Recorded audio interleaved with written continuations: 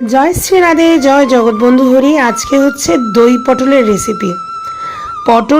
দই পটল করার জন্য পটলটি লাল করে ভেজে নিলাম। দইয়ের মধ্যে একটু চিনি দিয়ে দইটা একটু গুলিয়ে নিলাম, কারণ তেলে দিলে দইটা ফেটে যেতে পারে।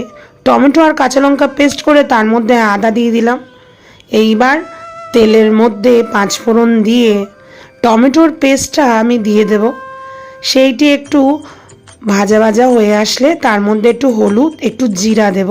টমেটোর কাঁচা গন্ধটা চলে যাওয়া পর্যন্ত এই পেস্টটি আমি কষাবো। তার মধ্যে দই দিলাম। দই দেওয়ার পর বেশ কিছুক্ষণ একটু কষিয়ে তার মধ্যে আমি ভেজে রাখা পটলগুলো দিয়ে দিলাম। এরপর দইয়ের সঙ্গে পটলটা ভালো করে হয়ে আসলে, পটলটা একটু সিদ্ধ হলে তার মধ্যে গরম মশলা দিলাম।